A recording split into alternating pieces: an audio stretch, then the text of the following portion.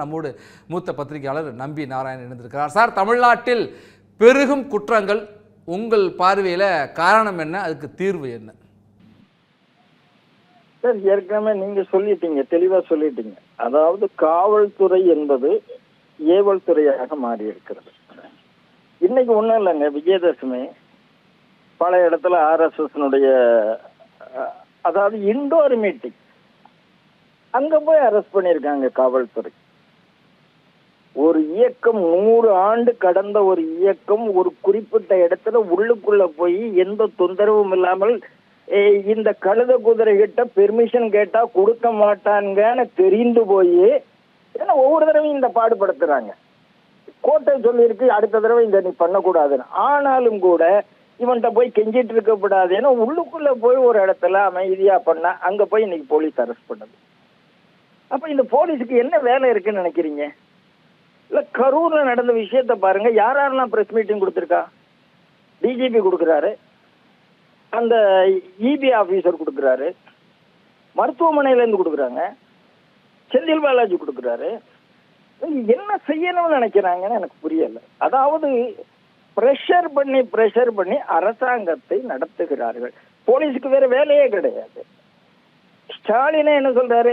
கரூர் விஷயத்திலே தவறாக பரப்பினால், சமூக ஊடகத்தில் பரப்பினால் அவர் மீது நடவடிக்கை இருக்கு. அப்ப போலீஸ் வேற என்னங்க வேலை பண்ணும் கேட்கிறேன் நான்.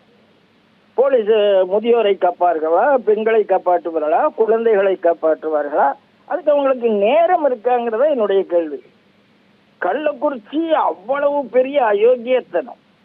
62 பேர் செத்து போயிருக்காங்க. அங்க ஸ்டாலின் போகல, கரூருக்கு போறாருன்னா ஸ்டாலினுடைய முக்கியத்துவம் என்ன இருக்கு? குடிச்சிட்டு சாகரம் செத்துட்டு போட்டோம், எனக்கு அரசியல் லாபம் இருக்கும், அங்க நான் அங்க போவேன் அப்படின்னு சொன்னா இது என்ன அரசாங்கம் எனக்கு புரியல. இப்போ குழந்தைகள் மீதான குற்றம் கிட்டத்தட்ட 61% கூடியிருக்கு. அண்ணா நகர்ல ஒரு பாலியல் வழக்கு, அதாவது மாற்றுத்திறனாளி குழந்தைகளை பாலியல் செய்கிறாங்க. அத சிபிஐக்கு விசாரிக்க வேண்டும் என்று சொன்ன உடனே விசாரிக்க கூடாது என்று தமிழ்நாடு அரசு உச்ச நீதிமன்றத்தில் போய் வழக்கு தொடுக்கிறது. எவ்வளவு செலவழித்திருக்கிறார்கள் என்று தெரியல. உச்ச நீதிமன்றத்துல சிபிஐ பத்தி வழக்கு கொடுக்க கூடாதுன்னு நினைத்தால் அப்ப தமிழ்நாட்டில் எப்படி கட்டுப்படி ஆகும்? அப்ப நீங்க குற்றம் செய்து கொண்டே இருப்பீங்க, அதை காப்பாற்றி கொண்டே இருப்பீர்கள் என்றுதானே அர்த்தம். குற்றத்தை தடுக்கணும்னு முனைப்பு இருந்தால் இது நடந்திருக்காத. இப்போ இதுல குழந்தைகள், பெண்கள், வயதானவர்கள் அதை பத்தி நாம பார்த்திருக்கோம். ஆனா கௌரவ கொலைகளை பத்தி நாம பார்க்கல. இப்போ அதே மாதிரி காவல் விசாரணையில இருந்த இறப்புகளை பத்தி பார்க்கல. நம்ம இதுல திருப்புவனத்துல நடந்தது விசாரணையில நடந்தவர் அஜித் செத்து போகிறார். என்னெல்லாம் அதை மூடி மறைத்தார்கள்? கொன்றது யாரு? காவல்துறை இல்லாம வேற யாரு? இதுல என்ன சந்தேகம் இருக்கு? காவல்துறை சுதந்திரமாக செயல்பட முடியலையா, இல்ல காவல்துறை சுதந்திரமாக செயல்பட்டாலும் அவர்களை கட்டுப்படுத்துறாங்களா? காவல்துறைக்கு சுதந்திரத்துடைய ஆதிக்கம் அதிகரிச்சு போயிட்டாங்க இருக்கிறது. சார், அண்ணா யூனிவர்சிட்டியில என்ன சார் நடந்தது? அருண் என்ன பேசினாரு? தொடர்ந்து அதாவது அதிகாரிகளை ஃபீல்டு பண்ணி அவங்கள பிரஸ் மீட்டிங் அதிகம் கொடுக்க வச்ச முதல் அரசு திமுக தாங்க. வேற எந்த அரசும் அதிகாரிகளை பேச வைக்கல.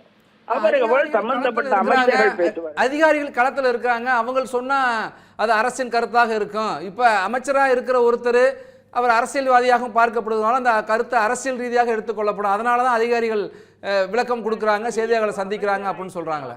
எல்லாருக்கும் பொதுவானவர் சார். அந்த நம்பிக்கை உங்க மேல இல்லைங்கிறதுனாலதானே அதிகாரியை கொடுக்க வைக்கிறீங்க. அவ்வளவுதான் விஷயம்.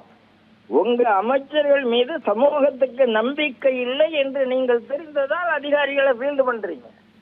நீங்க சொல்றத அதிகாரிகள் சொல்றாங்க, அங்கேயே நீங்க ஃபெயில்டு ஸ்டேட்னு சொல்றேன் நான். நீங்க உங்க அமைச்சர் சொல்லுவதை சமூகம் ஏற்றுக்கொள்ளவில்லை என்றால், ஏன்னா எப்ப நீங்க அமைச்சர் ஆயிட்டா அப்ப எல்லா மக்களுக்கும் தான் நீங்க பொது. அப்படி நீங்க நடந்து கொள்ளவில்லை என்று சொல்லுகிறார். அதனால காவல்துறைக்கு இங்க கொடுக்கப்படக்கூடிய வேலை என்பது அரசாங்கத்துக்கு ஏவல் பண்ற வேலை. குற்றங்களை கட்டுப்படுத்தப்படும் வேலை அவர்களுக்கு கொடுக்கப்படவில்லை. இல்ல அவங்க பண்ணிட மாட்டாங்களா என்ன? அவங்களால இது முடியும். ஆனால் இதை செய்வதற்கு அவர்களுக்கு நேரம் இல்லை.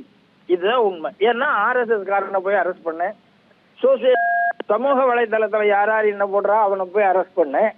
நான் சொல்றது கேளு, நான் ஒரு ஃபார்முலா 4 ரேஸ் நடத்துவேன், அதை பண்ணுவேன், அதை பாரு. ஒரு ஏர்ஃபோர்ஸ் டிஃபென்ஸ் நடந்தா அங்க 4 பேர் செத்து போவான், தண்ணி கூட கொடுக்க மாட்டேன், அதை பாரு. அதுக்கு போய் உடனே பிரஸ் மீட்டிங் நடத்து. என்னங்க நடக்குதுங்க? என்ன நடக்குதா? நிர்வாகமா நடக்குது? நிர்வாகமே இல்லை என்பதைத்தான் இது காமிச்சிருக்கு. நன்றி சார், உங்களுடைய கருத்துக்களை பகிர்ந்து கொண்டமைக்கு.